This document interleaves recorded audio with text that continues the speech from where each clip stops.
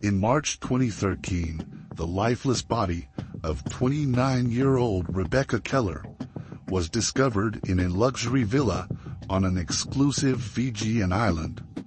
What began as a dream honeymoon turned into a chilling tragedy. The investigation that followed revealed the harrowing unraveling of Rebecca's marriage to her husband, 32-year-old Daniel Keller, a man whose jealousy and anger would lead to unspeakable violence. Their story began 3 years earlier, in 2010, when a whirlwind romance swept them into a relationship that seemed perfect on the surface, but hid dangerous cracks beneath. On March 10, 2013, the day began like any other for the staff at an exclusive luxury resort in Fiji. The air was warm, the sky a flawless shade of blue, and honeymooners wandered the pristine beaches hand in hand. It was a picture-perfect morning until the peace was shattered by a discovery that would change everything. Rebecca Keller, a 29-year-old newlywed, had been staying in one of the resort's most private villas with her husband, Daniel. The couple had been the talk of the staff, a striking pair who appeared deeply in love, though their interactions sometimes hinted at tension beneath the surface. That morning, however, the staff began to notice something odd. Daniel had not shown up for the excursion they had planned, a luxurious cruise designed to showcase the best of the islands. When the hotel concierge called their villa to check on the couple, no one answered. This was unusual, given Rebecca's habit of being prompt and polite.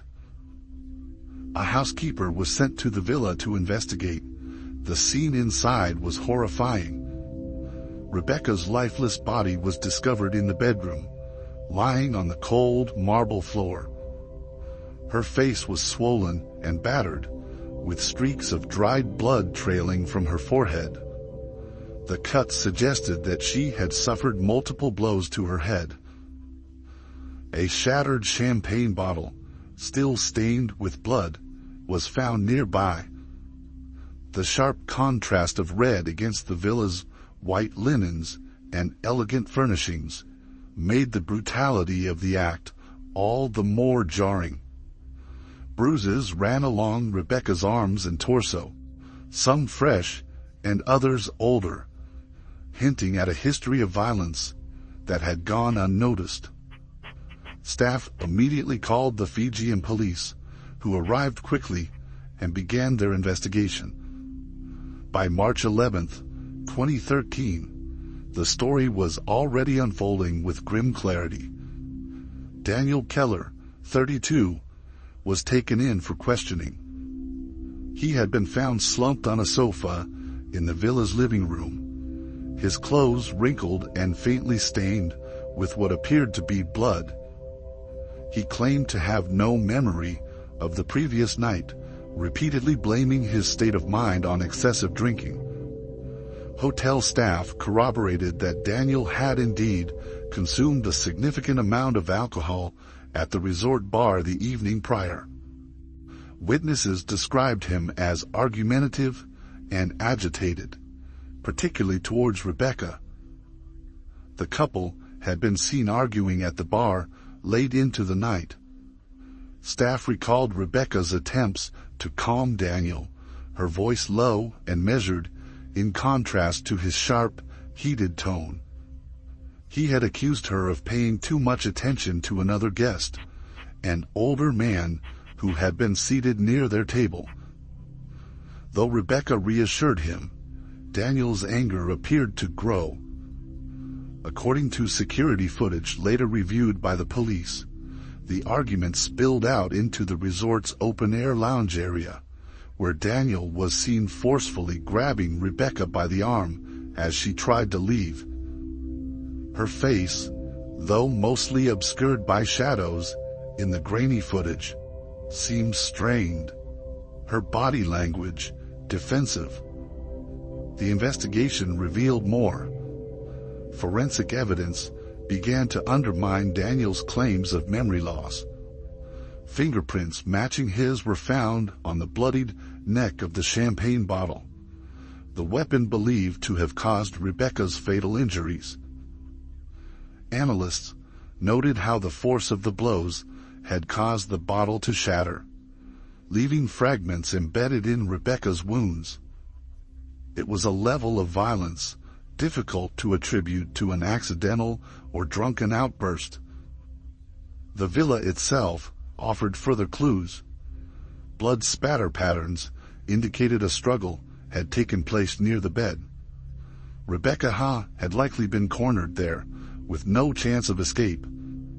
A toppled lamp, torn sheets, and a trail of broken glass suggested chaos, a stark contrast to the serene ocean view just outside the villa's large windows. By March 20th, 2013, the case against Daniel Keller had become impossible to ignore. CCTV footage from the night of the incident provided critical evidence. It captured Daniel dragging Rebecca back to the villa around midnight, her movements sluggish, her head drooping as though she was trying to resist, but lacked the strength. Witnesses at the bar confirmed that the couple had not returned together in harmony. Staff reported hearing muffled shouting from the villa not long after, though no one had intervened, assuming it was just another argument.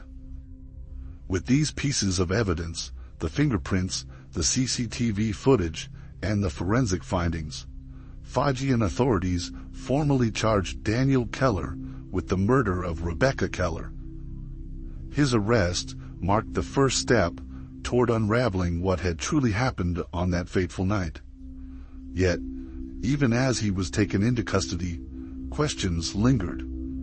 How had a dream honeymoon turned so quickly into a nightmare? What had fueled the rage behind such an act of violence? And what secrets might still be hidden in the lives of the couple who had seemed, to the outside world, so perfect? The answers lay somewhere within the evidence, waiting to be unearthed.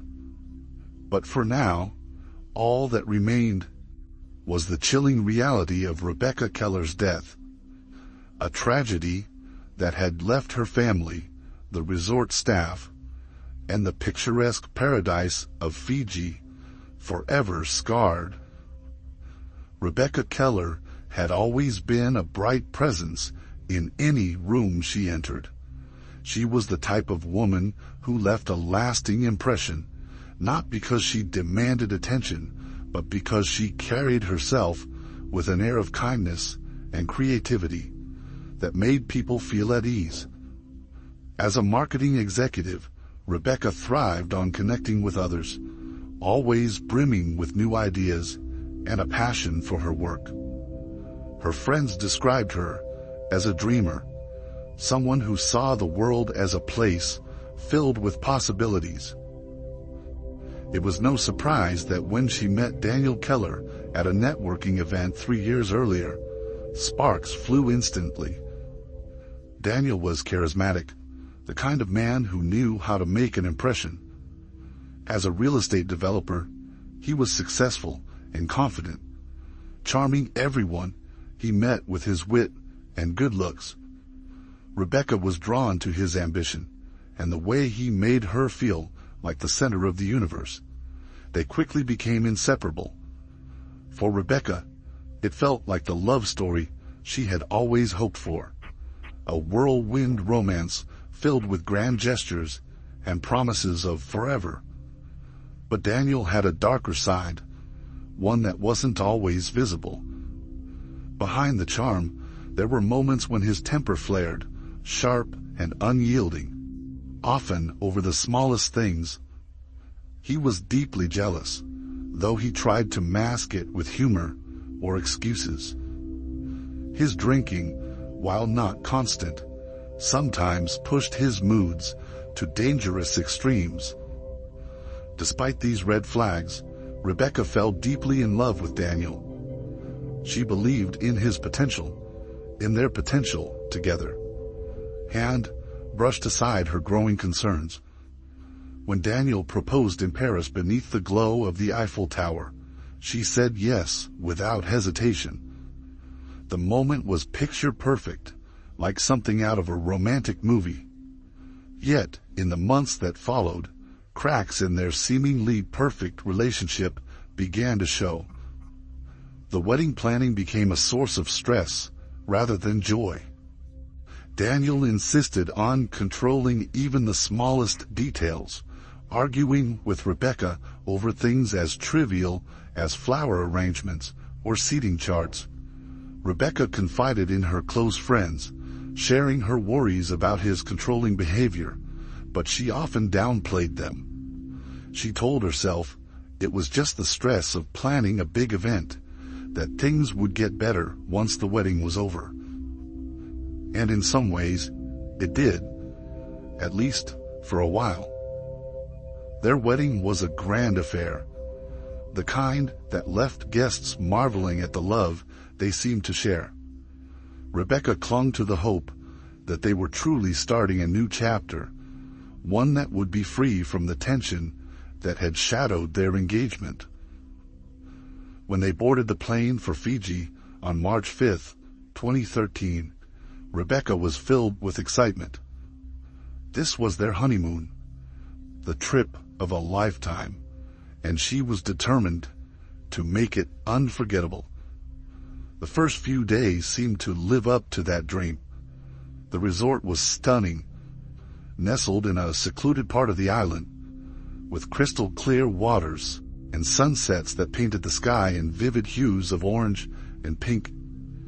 Rebecca shared photos on social media, snapshots of them laughing on the beach, enjoying candlelit dinners, and exploring the island. To everyone looking in from the outside, it appeared as though the Kellers were living out the perfect honeymoon. But the perfection was a facade. Beneath the surface, tensions were simmering. Resort staff later recalled moments that hinted at trouble. Daniel's mood could shift suddenly, turning what should have been romantic moments into silent, uncomfortable meals or whispered arguments. Witnesses reported seeing Rebecca trying to calm him, her tone soothing as she tried to defuse his outbursts. She always seemed to take the blame for any disagreement, brushing it off with a small smile, as though she didn't want to make a scene. By March 9, 2013, the cracks had widened. That evening, the couple spent time at the resort bar, a vibrant spot where honeymooners mingled and shared stories of their adventures. Rebecca, ever the social butterfly, struck up a casual conversation with an older man seated nearby. To anyone watching, it seemed innocent, a simple exchange of pleasantries. But Daniel didn't see it that way. His jealousy, already bubbling beneath the surface, erupted.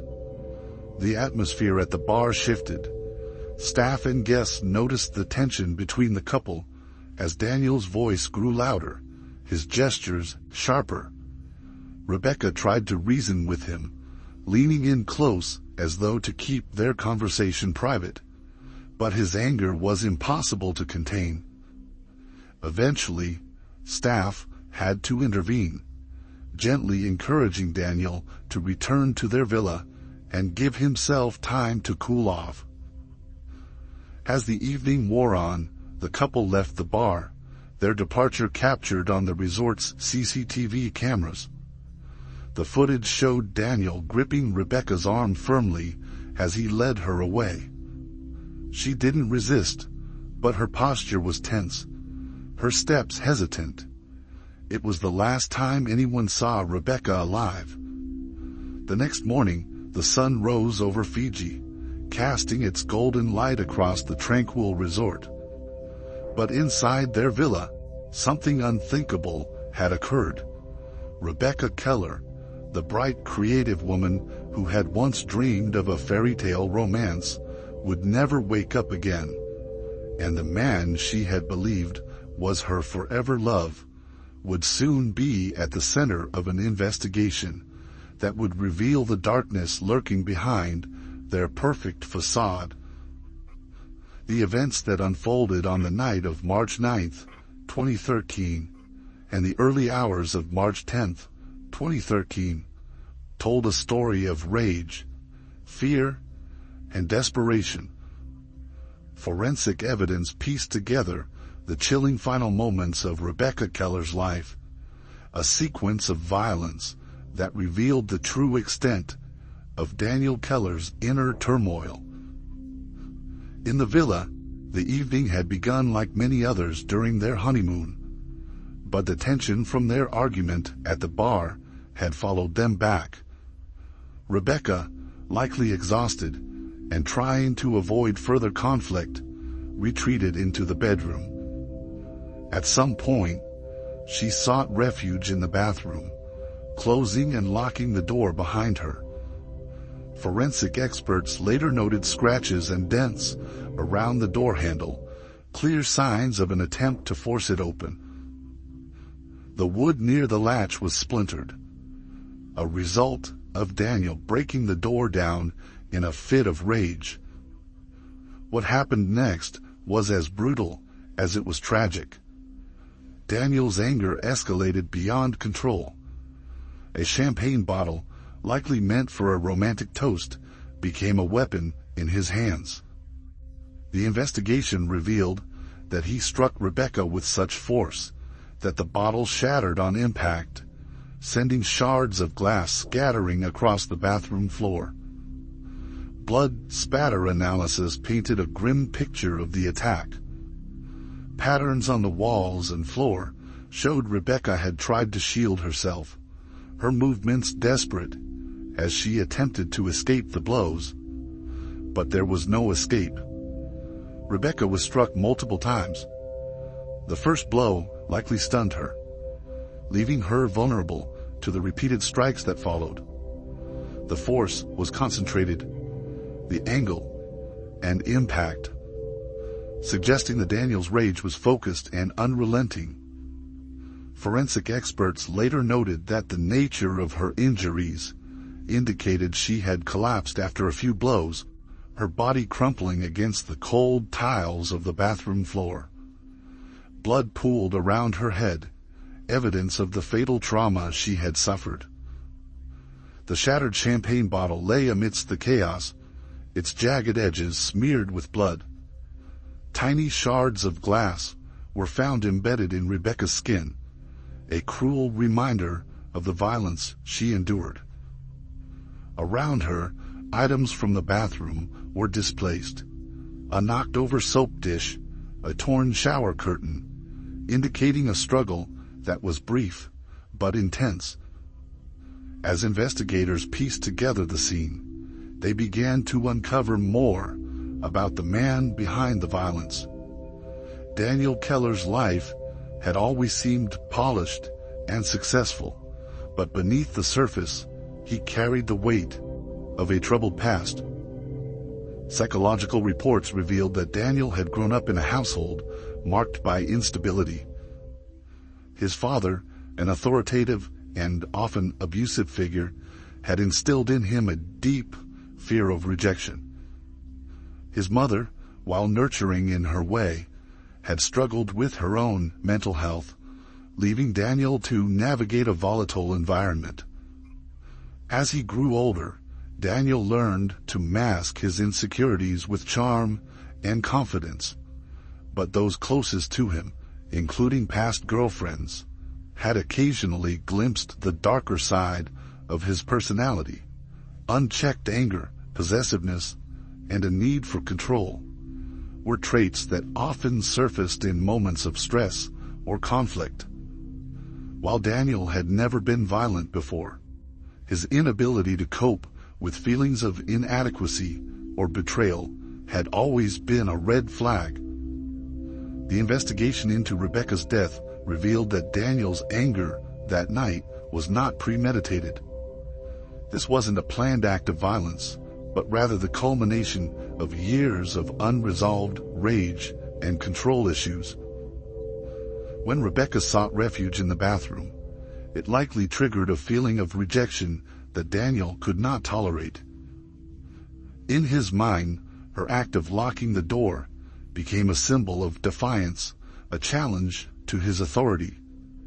The storm of emotions, jealousy, rejection, and anger exploded in a way that even he may not have anticipated. By the time the violence ended and the villa fell silent, the enormity of what had happened began to sink in. But it was too late. Rebecca, the woman who had once believed in Daniel's potential for goodness, lay lifeless in the very place they had come to celebrate their love. The bathroom, with its elegant design and view of the serene Fijian waters, had become a crime scene. The psychological complexity of Daniel's actions left investigators grappling with difficult questions. How could a man who seemed so charming and successful harbor such darkness? How had a relationship that began with love and promise ended in such devastating violence? Rebecca's death was not just a result of Daniel's actions that night, but a tragic end point to a lifetime of unresolved emotions and unchecked behaviors. As the details of that night emerged, it became clear that Rebecca's death was more than a momentary loss of control. It was the tragic consequence of a man unable to confront his demons, whose rage destroyed the very person he claimed to love. The evidence told a story of heartbreak and horror, one that would haunt everyone who knew Rebecca and leave the world wondering how such a bright light could be extinguished so violently. The trial of Daniel Keller began on October 15, 2014, a year and a half after Rebecca's death. By then, the story had already gripped the international media, with outlets across the globe covering every detail of the case. The idea of a honeymoon in paradise turning into a murder scene captivated the public, and people followed the trial closely, eager to understand how such a horrifying event could have occurred. The courtroom was packed on the first day with reporters, legal experts, and members of both Daniel's and Rebecca's families filling the benches. Rebecca's parents, Grace and Thomas Keller, sat in the front row, their faces drawn and somber. They had once been full of hope for their daughter's future, imagining her life filled with happiness, success, and family. Now they were here to watch the man they had once welcomed as a son-in-law face justice for her brutal death. The prosecution painted a damning picture of Daniel Keller, portraying him as a man consumed by jealousy and a need for control. They described how his insecurity and possessiveness had turned deadly on that fateful night in Fiji. Evidence of the crime was presented with precision, starting with the forensic analysis of Rebecca's injuries and the shattered champagne bottle. The prosecution highlighted the CCTV footage that showed Daniel dragging Rebecca back to their villa after the argument at the bar, an image that was hard to forget. Witnesses from the resort, including staff and other guests, testified about Daniel's erratic behavior during the honeymoon, recalling the heated arguments and his escalating anger. It was a pattern that seemed to culminate in the violence of March 9, 2013. The defense team, led by a well-known attorney, tried to shift the narrative. They argued that Daniel had been intoxicated on the night of the murder, unable to fully comprehend his actions. They called on psychologists who testified about his troubled past, detailing the emotional scars left by an abusive father and a chaotic upbringing. These witnesses described Daniel as a man who had struggled with feelings of inadequacy and rejection his entire life, suggesting that his actions were not those of a cold-blooded killer, but a man overwhelmed by years of unresolved trauma. The defense sought to portray the murder as an unplanned tragic accident rather than a deliberate act of violence. Despite these efforts, the jury remained unmoved. The prosecution's evidence was overwhelming, and the defense's arguments failed to explain the sheer brutality of Rebecca's murder. On November 5, 2014, after deliberating for just 3 hours, the jury returned with their verdict: guilty of second-degree murder. The announcement was met with a mix of emotions in the courtroom. Grace and Thomas Keller wept silently, holding each other as the weight of the verdict settled in.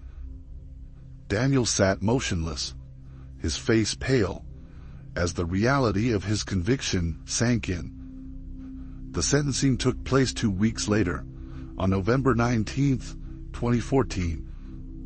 The judge's words were firm as he handed down a life sentence, ensuring Daniel would spend the rest of his days behind bars.